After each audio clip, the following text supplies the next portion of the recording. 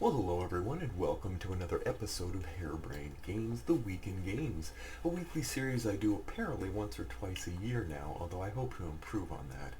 I hope you're all doing well. The last time I gathered any momentum for doing a video for this channel was back in Christmas. It was, as I explained then, a very difficult time, as I've gone through January and now February 1st and now 2nd. It's become much more going on, moving on, but not ever moving on. That is something that grief does not allow. That said, we are heading into a new year, and while I breathe, I'll continue on. So let's go into what's going on. Well, it's cold. It's cold up here in the Pacific Northwest. It's Groundhog's Day. If you've ever watched that movie, that was a movie my wife and I watched every single year without fail. It's one of my favorites. Still. And it is. It's a cold, bitter time, but that's okay. There's always something brighter come the spring. We have a lot of Kickstarters coming out this year, and a lot of them have started to flurry their way here before a lot of changes happen and a lot of concerns. But generally speaking, I've had a lot of games coming in, so it hasn't been boring for me in that regard. I just haven't had the momentum personally inside to go attack them and deal with them in a happy, jolly game playing sort of way. One thing you'll also notice is that a lot of things have changed in my life. Last year, of course, many of you who are subscribers and listen to me, and I'm grateful for you all. Again, thank you for your low budget kindness to my low budget videos. But not only did I lose my wife, I also lost my jobs, and that was kind of jarring as well towards the later end of the year. And I started to do some searching. It's just kind of like, what do I need to do? So as someone who likes to have steady, consistent things going on and not have too much changing, I was already in the thick of it, and I'm like, okay, Lord, what do I do? And so I decided to rent part of my house out, which is great. It's a good opportunity. I don't think any person who lives by themselves with a dog needs that many rooms and bedrooms and acreage and all that stuff on their own. And so I'm just starting into that the last couple of weeks, and it has been divine. I'm not gonna lie, it's been decent. Yeah, no, it's been an interesting journey. So that said, you'll notice the background is no longer a wall of games. Instead, it's shelves of games all over the place. And so we got all kinds of games going on here, and this is going to be sort of my new place. I'm settling in still. You can see in the background some stuff going on, but the games are there. This is one of the areas downstairs. I have the games, and then I got a couple other rooms that have them set up as well. But that's what we've got. That's what we're doing right now, and that's kind of that's the longest intro I think I've ever done for a week in games. So let's just stop right there and get on to what's new.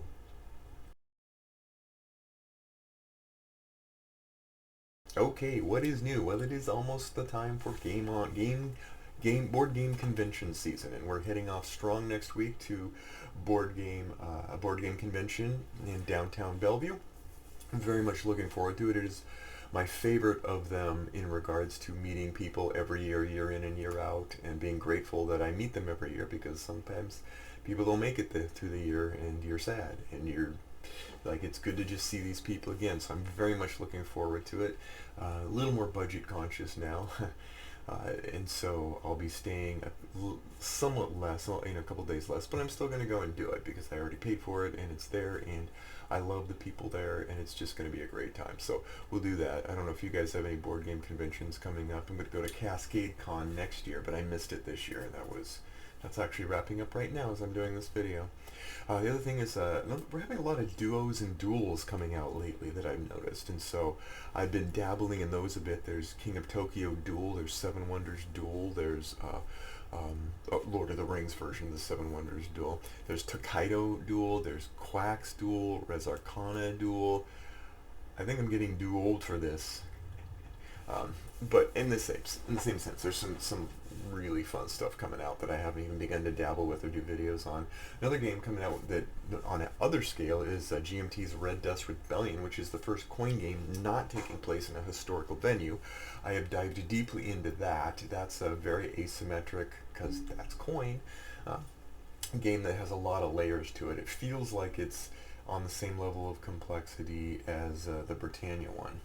not the Robin Hood one, but the Britannia coin game, which isn't called Britannia, but I'm not going to look it up right now. I'm lazy and old. It's also designed by one of the guys that does a YouTube channel called 3-Minute Videos, 3-Minute Reviews, which is great. It's great to see when someone's able not only to be able to do the videos and all, such quality videos, but then to be able to formulate and come through with just an awesome game, or what appears to be a really, really solid game.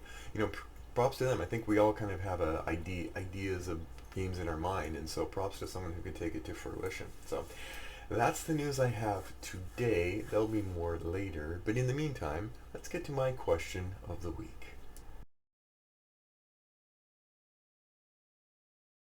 Okay, question of the week. I get this a lot. What is the most complicated board game you've ever learned? And the answer to that is different based on how you perceive the question. What is the most complicated game I've ever learned?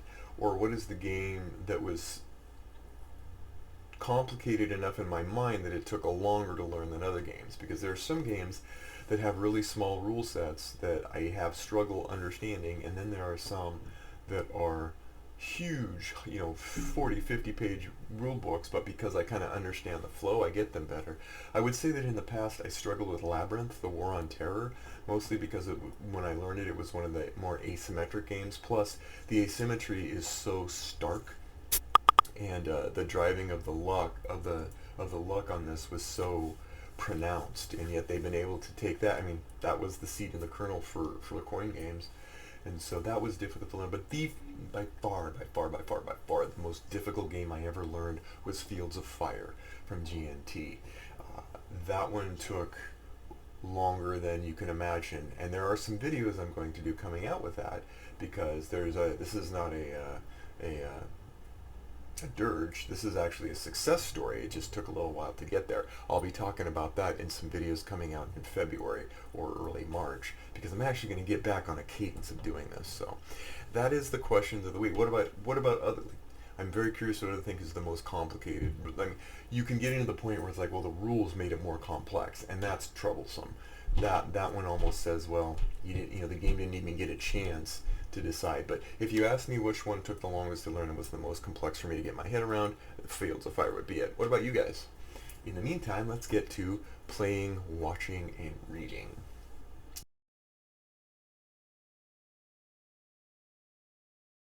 Okay, what am I playing lately? Well, this might shock you all, but Fields of Fire, I'm actually playing it in anticipation for its upcoming deluxe edition, which is coming out, should be here in the next couple weeks, and so that is an exciting, and I mean like breathtaking revisitation and deluxeification of the game in huge steps forward for everybody, and everything from learning to just quality of life. So very much looking forward to that. I'm also playing Fellowship of the Ring, the Lord of the Rings trick-taking game.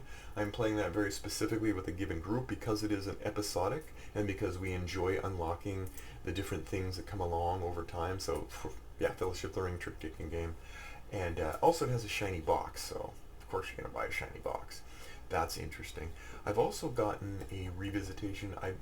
I had all of the Baseball 2045 highlights, all the expansions, and then they came out with the Super Deluxe Edition that came with the player mats, and so I ended up like putting the other one on the chopping block and getting this one, and my son-in-law and I have been playing pretty much daily. We've been playing this game, so it's kind of just like a reigniting of interest in that game. Solid game. Like it might, I mean, there hasn't been one that's been topped. He's done football highlights and Crunch Time, which is a basketball thing. None of them are even a tenth as good as baseball highlights, so props to him for that. And finally, I got Doggerland. Doggerland is a weird game that kind of came out of, it's not really well known and whatever, it's on the dusty bins of Amazon, but it was on a screaming deal. I picked it up and realized this is what I wanted Stone Age to be. And so I'm excited to get into that a little more. Video games, what am I playing? Well, not much. I do have, unfortunately, a lot of life stuff has made it less less capable for me to do so. However, I have been playing a game called Outer Worlds. I tried it twice and got through a little bit, and then this third time I've actually gotten quite a bit farther on it. It's delightful, pleasant. It's, and it's just I have 20 to 25 minutes to play kind of game. So I've been enjoying that. As for books, well, I'm finishing I finished Revelations last night. I'm beginning in the book of Genesis now. Reading a lot of Tozer.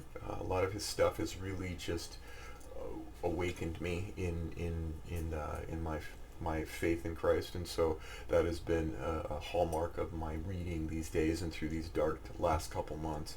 And then there's a book called Facade by Michael Heiser, which is a very interesting take on Revelations, but done with, well, more like biblical spiritual world, but with a much more modern,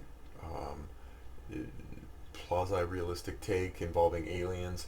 Really strange read. I guess there's two books in the series. He died, so he can't do anything more. But there's two books in this series, and I'll probably read the second one.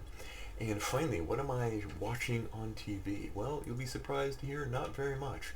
That said, I decided to go back to some just mind noise, some mind numb. And so I started up Bones again. For some reason, my wife and I liked that show for a while. We did NCIS. I mean, they're all the same, right? They're just different characters and quirkiness and a few things here. But I liked Bones, and so I watched a bit of that. And then I couldn't help but load Grand Tour and start watching through the Grand Tour again, because those guys are nuts. Anyway, let's get to Tumbleweeds of Time.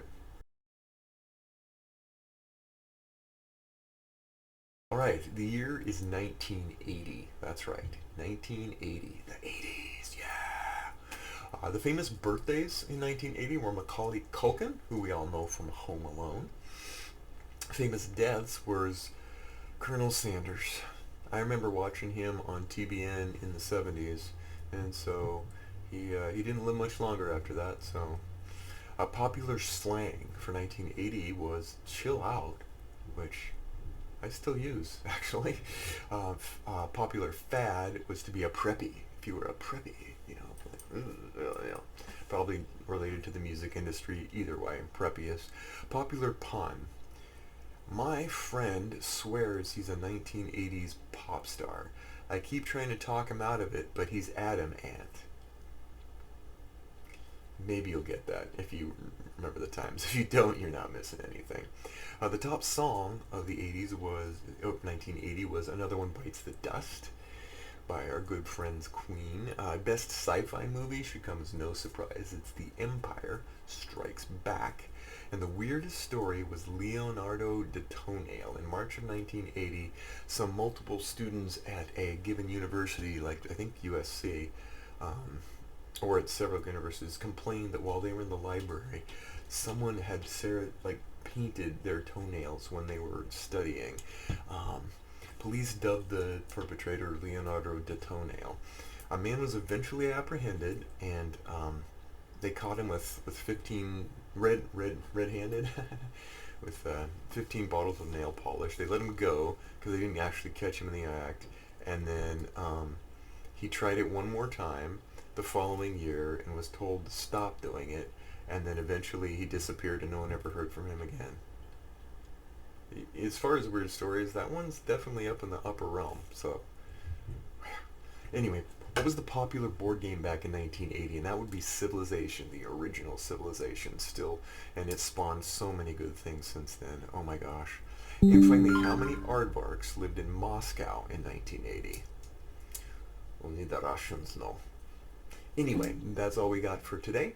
I hope to be back and kicking butt and doing some more things. I got some reviews coming because, again, the Kickstarter backlog is growing. How about you guys? What are you guys playing, watching, reading, doing, gaming, etc.? And I hope that none of you are snowed in like we're about to be tomorrow, which usually lasts about 6 hours in this state. So anyway, take care, and we'll see you next time on Harebrained Games.